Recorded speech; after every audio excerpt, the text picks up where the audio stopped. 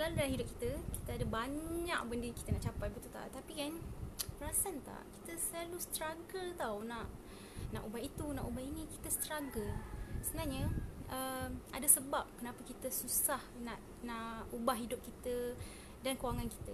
So hari ni saya nak share 3 sebab kenapa kita susah nak ubah hidup dan kewangan kita. So saya Bismillahirrahmanirrahim. Assalamualaikum. Selamat tengah hari. Tengah rehat ke? Saya Sharifah binti Abdul Samad, beautician terlatih di bawah TWB Mobile Spa Andi Shakli. Saya berkepakaran untuk membantu wanita menjana pendapatan 4 angka dan ke atas dengan masa kerja yang fleksibel. Okey, hari ni kita nak cakap tentang 3 sebab kenapa kita susah nak ubah hidup dan kewangan kita. So, first kali, kenapa kita susah nak ubah hidup dan kewangan kita ni? First, sebab kita tak ada matlamat dan fokus. Okay, benda ni kita dah cakap waktu yang hari tu kan, saya live kan. Saya cakap tentang hidup ni perlu ada matlamat, hidup ni perlu ada fokus, baru kita ada improvement. Sebab kadang-kadang kita tak tahu kita nak ubah apa. Kita nak ubah apa? Aku nak jadi lebih baik. Okay, baik apa? Baik dari segi apa? So, first kita kena sebab apa kita susah nak berjaya? Sebab kita tak ada fokus, kita tak ada matlamat. Kalau kita nak tahu, sebenarnya 80% manusia ni dia tak ada matlamat. So kita sebagai seorang Islam kan, sebelum kita lahir dekat dunia ni, sebelum kita lahir kita dah tahu dah matlamat kita apa. Macam mana Allah SWT berfirman, wa ma khalaqtul jin wal ins illa liya'budun. Tidak aku ciptakan manusia dan jin kecuali beribadat kepadaku kan. Jadi kita faham kita lahir ni untuk beribadat kepada Allah. Okey. Maksudnya manusia ni dia sebelum lahir dia dah tahu dah ada matlamat dia. Tapi bila kita sampai kat dunia ni kan, selalu kita lupalah apa balik matlamat kita. So itu matlamat yang Allah tetapkan pada kita. So secara spesifik ya, contohlah tahun ni, Hai Ailin, tengah packing kimchi, sedapnya ya Allah kan. Nak beli kimchi beli dekat ni Salina, Sabrina ni, kakak saya. So hai semua yang menonton, nonton dari mana? Cuba komen. Dari mana tu? So 3 sebab kenapa kita susah nak capai matlamat kita. First, sebab kita tak ada matlamat dan kita tak ada fokus. So 80% manusia susah nak berjaya sebab dia tak ada matlamat dan fokus. Jadi cara nak tulis matlamat ni macam mana? Orang cakap, kita hidup kena ada matlamat, kita hidup kena ada matlamat kan. So sebenarnya cara nak tulis matlamat ni senang. Kita bangun pagi kan, kita solat tahajud ke, kita solat tahajud, lepas tu kita solat sunat sebelum subuh. Waktu kita tengah seorang-seorang tu,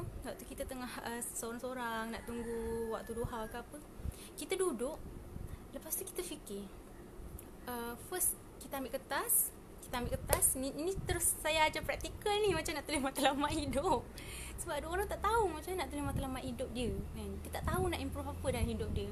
So ambil kertas, sewaktu nak tunggu duha tu, ambil kertas, ambil pen. Kita duduk, kita fikir, okay, apa benda yang aku boleh syukuri dalam hidup aku sekarang. Contohnya aku bersyukur aku sihat, aku punya anggota komplit semua ada kan.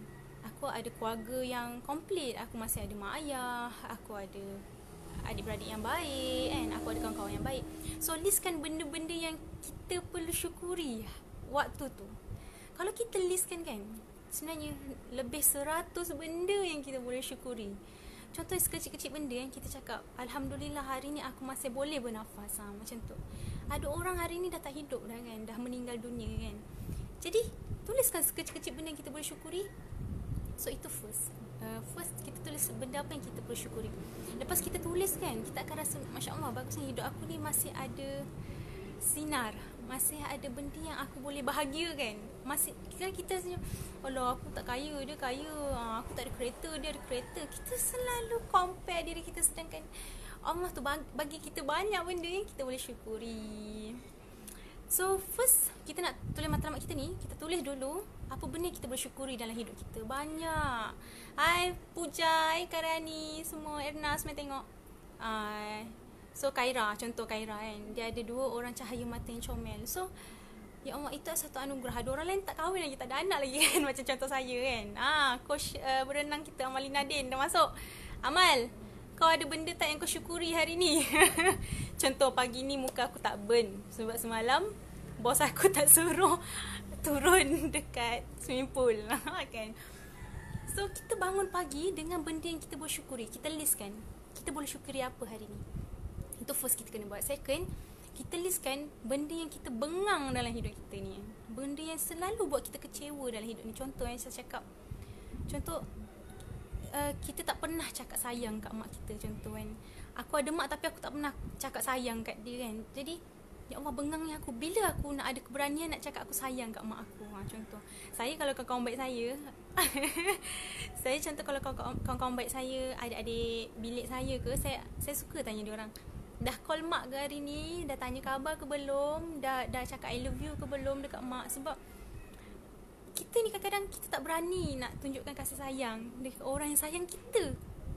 Tanpa batasan dia sayang kita kan. Jadi apa yang kita bengang dalam hidup kita? Contohlah kita bengang macam, aku bengang lah kan, kerja 3 jam, gaji seminggu 100 lebih je kan. Contoh muka burn kan, muka burn tapi gaji 100 lebih, contoh. So apa yang kita bengang dalam hidup kita sekarang? Contohnya aku bengang, aku dah bertahun-tahun kerja tapi masih lagi pakai kereta kancil contoh kan. So apa yang kita bengang dalam hidup kita sekarang? Kita listkan. Contohnya aku dah lama nak bawa mak ayah aku pergi umrah, tapi dah 5-6 tahun niat aku, matlamat aku, tapi tak pernah tercapai. So kita bengang apa? Kita kecewa apa yang selalu kat hidup kita? Kita listkan kan.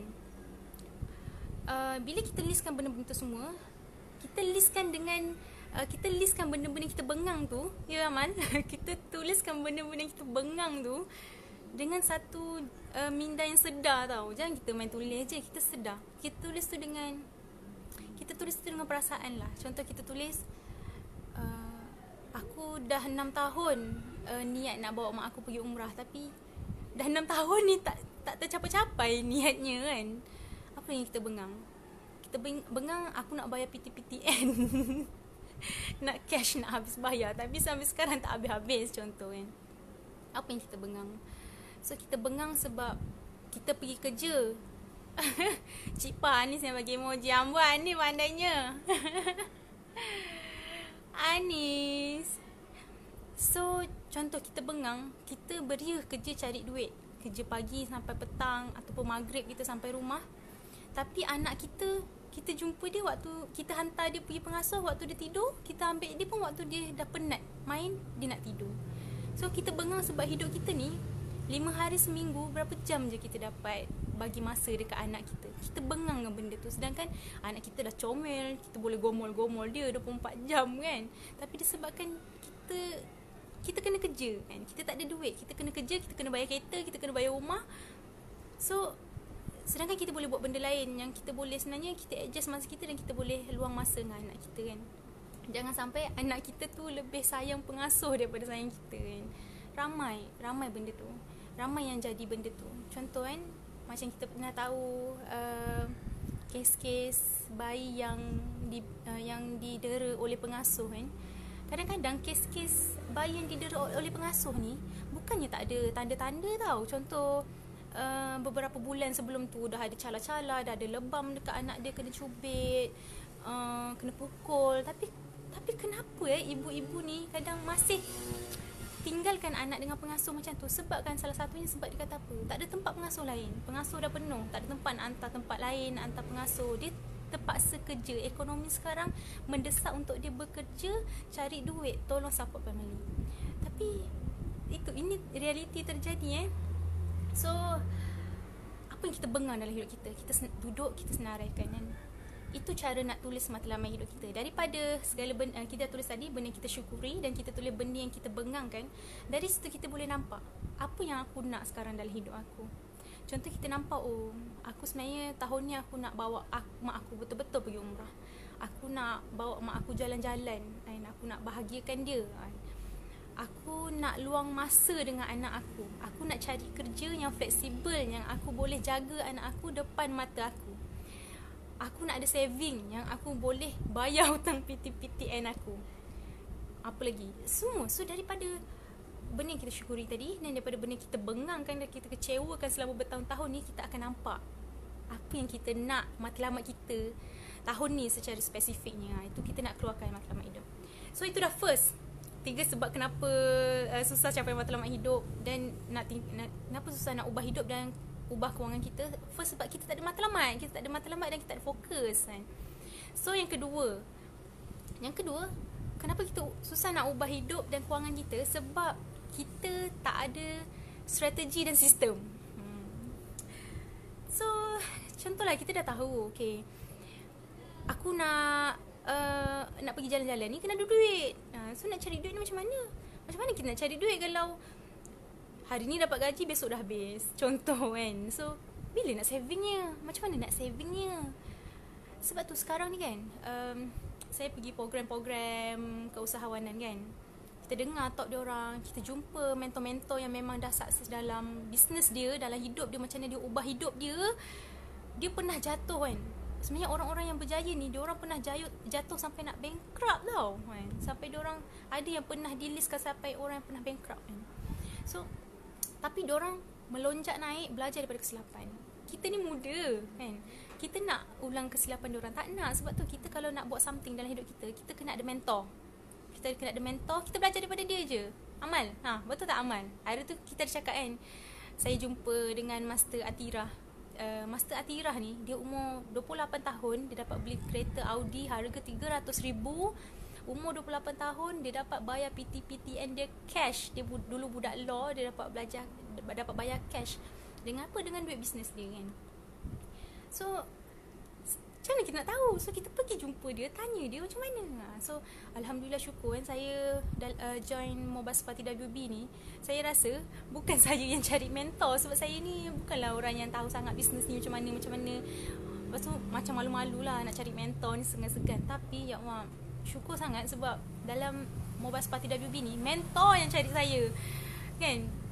Dia cakap macam ni ya. Saya punya ada seorang kawan saya yang cakap, besok jumpa Master Atira tau kat Setia Alam. Master Atira nak jumpa. Saya macam, serius lah Master Atira nak jumpa. Tahu tak dia gaji dia setiap bulan 50,000. Sebab tu lah dia dapat pakai kereta Audi kan. Muda-muda. Dia ajar saya step by step macam mana nak jadi macam dia. Jadi bila kita dah jelas strategi dia, kita memang ada matlamat. Tapi kalau kita kabur matlamatku kan, macam mana nak capai matlamat tu? Nak jadi kaya, nak pergi umrah, tapi macam mana kan? So once kita ada mentor, kita tahu strategi macam mana. So bila kita tahu strategi, kita tahu sistem nak capai matlamat kita tu macam mana. So kita dah ada 2 point dah. 2 point kenapa kita susah nak ubah hidup dan nak ubah kewangan ni. First, sebab kita tak ada matlamat dan fokus. Yang kedua, kita tak ada strategi dan sistem. So yang ketiga ni paling penting sekali. Okay, sebab kalau pun awak tahu awak ada nombor 1 dan nombor 2, tapi kalau nombor 3 ni awak tak buat, habislah, terbakar segala-galanya kan, tak jadi. Nombor 3, sebab apa kita tak boleh nak ubah hidup dan kewangan kita adalah sebab kita tak buat. So kita tak ada tindakan yang luar biasa. Kita nak hasil yang bagus, tapi kita tak nak berusaha dengan bagus. So orang selalu cakap macam, contohlah waktu saya belajar dulu, orang selalu cakap, alah Kak Pa pandai, sebab itulah boleh dekan setiap sem, sebab itulah dia dekan 11 kali, dapat anugerah Toko Ashirazi, dapat first class degree kan. Sebab pandai. Dia macam nak cakap macam, alah Kak Pa tak payah baca buku pun dia pandai. Orang tak tahu, betul tak? Saya ni jenis yang tak suka tunjuk depan orang. Saya belajar, saya kalau kat bilik, saya suka tidur. Kat bilik saya suka tidur. Sedangkan saya suka buat apa tau? Saya suka buat nota. Lepas tu bila saya buat nota, saya share dengan orang. Kadang-kadang saya cakap kawan saya, kau nak aku ajar kau tak? Mami aku ajar kau, aku buat free class ni, aku ajar kau. So itulah usaha-usaha saya. Orang selalu macam, alah Kak Pa dah pandai. No, tak ada benda yang datang bergolek dalam hidup kita ni. So selalu pegang something. Kalau kita nak benda yang hebat, so usaha kita pun kena hebat lah. Contoh, kita cakap aku nak kaya, tapi aku tak nak kerja. Macam serius? Macam nak cakap benda tu? Macam pelik lah kau. Aku nak makan tapi aku tak nak cari makanan, aku tak nak masak. Kau akan lapar lah. So itulah manusia ni. Ramai manusia yang tahu tapi tak bertindak. Contoh sekarang ni kita cakap Mal, aku cakap, Amal, kau nak tahu tak, kau nak tak kaya Amal? Kau nak tak kereta kau tiap-tiap bulan Syekli bayar sampai kau pencen? Amal, kau nak tak gaji sebulan 50,000? Kau nak tak free pergi umrah? Kau nak tak free pergi trip Syekli nak cover? Kau nak tak Amal? Kalau kau nak, kau like. So contohlah orang dah cakap macam tu kat kita kan, tapi kita macam ya ke dah. So kita tak ambil action, kita tak ambil tindakan. Okey, apa benda kak? So kita pun tengok, okey, oh macam ni bendanya, oh macam ni. Kita dah tahu, kita pun terus ambil tindakan. Nak kan. So cakap, kita ni muda. Kalau saya cakap umur saya 28. Sebenarnya saya sendiri pun saya cakap, apa yang orang selalu ingat, oh Kak Puan ni maklumat dia jelas. Sebenarnya saya rasa sekarang baru saya nampak jelasnya apa yang betul-betul saya nak buat dalam hidup saya kan. So dan jalan tu lah baru saya nampak betul-betul. Last kali tadi tu apa? Tindakan. Kalaupun kita dah nampak, oh nak kaya kena buat macam ni, oh nak berjaya kena buat macam ni, tapi kita tak buat. So dia useless, tak ada apa-apa. Tak ada apa-apa. So siapa yang dah dapat 3 point tadi? Amal, kau dapat apa Mal? Cuba kau tulis balik 3 point tu apa. 3 point tadi tu apa? Yang pertama adalah kenapa kita susah nak ubah hidup dan susah nak ubah kewangan kita, sebab kita tak ada fokus dan tak ada matlamat. Kita tak tahu pun kita nak apa. Yang kedua, sebab kita tak ada sistem dan strategi. Kita dah ada dah matlamat kita, tapi kita tak tahu macam mana nak dapat bondor tu. Kita tak ada mentor. Yang ketiga, tindakan. Yes, Amal, betul, tindakan. Ketiga adalah master kepada segala benda pun. Kalau kita tahu tapi kita tak bertindak, so tak adalah hasilnya apa-apa pun. So penutupnya adalah semua orang nak baiki diri, semua orang nak berubah. Benda tu bagus kan. Kenapa Rasulullah kata orang yang paling bijak adalah orang yang mengingati mati? Sebab cuba kalau kita tengok orang yang dah nak mati kan, selalunya dia akan jadi lebih baik. Dia akan baiki diri dia. Dia akan baiki hubungan dia dengan orang. Dia akan baiki hubungan dia dengan Allah. Dan benda yang dia nak buat kan pun dia akan buat dengan bersungguh. Sebab itulah orang yang nak mati. Sebab dia tahu dia dah tak lama. So maksudnya memperbaiki diri ni adalah satu benda yang bagus. Kunci untuk membaiki hidup kita ni, kita kena pegang. 2 kuncinya adalah, first, kita kena jaga hubungan dengan Allah. Kita kena tengok solat kita, kita kena tengok bacaan Quran kita, zikir kita, macam mana kita berhubung dengan Allah tu. So daripada situ kita akan ada semangat tau untuk berubah. Kita kena faham satu benda, Allah lah punca segala benda yang kita dapat dalam hidup kita. Jadi kalaupun kita matlamat nak kaya, nak apa, tapi kalau kita tak menjaga hubungan kita dengan Allah, habis kan? Sebab Allah yang memberi segala-galanya kan. Kalau kita tak jaga hubungan dengan Allah, kalaupun kita kaya, hilang Allah tu daripada hidup kita kan. Apa yang kita dapat dekat akhirat nanti, Allah tak tanya kita kaya ke tak kaya, tapi Allah tanya, kau ingat aku ke tidak? Kau ingat aku tidak waktu kat dunia kan? Apa amal ibadat kau? Itu yang Allah tanya kan. Jadi first adalah jaga hubungan dengan Allah. Kedua, untuk kita berubah ni adalah kita jaga mak ayah kita. Ini kunci yang paling penting ya. Hai Balkis. Hai. Balkis ada mak ayah lagi tak? So kita nak bahagia dan berjaya dekat dunia ni, sebenarnya kita kena jaga hubungan dengan mak ayah kita. Makin kita nak berjaya dan kaya, kita sebenarnya kena bahagiakan mak ayah kita kan? Sebab sebenarnya bila kita menjaga orang tua kita ni, itulah terbukanya pintu-pintu rezeki kita. Pintu rezeki ni bukan duit je tau.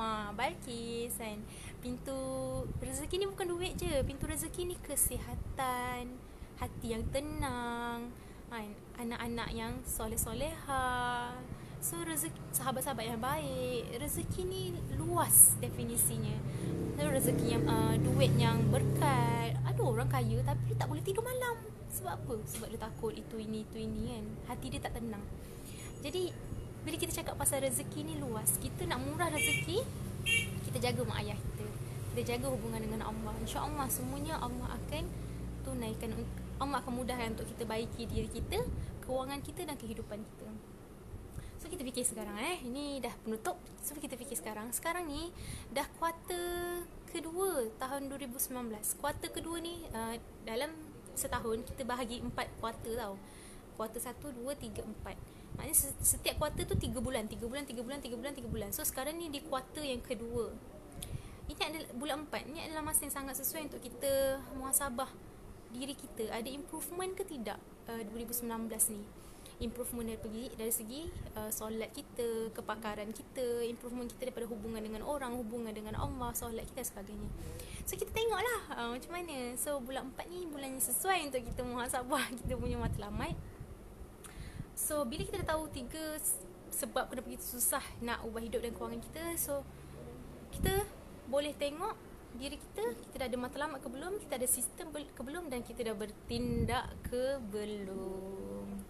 So siapa yang rasa video ni bermanfaat, boleh klik like dan love banyak-banyak. Dan siapa yang nak saya bantu dia ubah hidup dan kewangan dia tahun 2019 ni, boleh klik dekat link WhatsApp yang saya akan share nanti dekat caption nanti. Saya share siapa nak ubah hidup dia, siapa yang nak kerja yang fleksibel pada masa sama, income 4 angka dan ke atas, saya tolong dia kan. Kita nak wanita ni dia profesional, berjaya dan kaya, pada masa sama dia masih menjalankan tanggungjawabnya sebagai seorang ibu, sebagai seorang anak yang bagus. So mari saya bantu anda untuk ubah hidup 2019 ni. Boleh klik link WhatsApp yang nanti saya bagi dekat caption. So terima kasih semua yang menonton. Terima kasih Amal, terima kasih Balkis, terima kasih Fiza, terima kasih Anis dan Cik Lin. Bye semua. Semoga hari ini lebih baik daripada hari semalam, dan kita menjadi berjaya dan kaya untuk membantu orang lain. Dan yang paling bagus sekali, yang paling kita nak sekali, boleh membantu kita untuk dekat dengan Allah Subhanahu Wa Taala. Jumpa lagi. Assalamualaikum.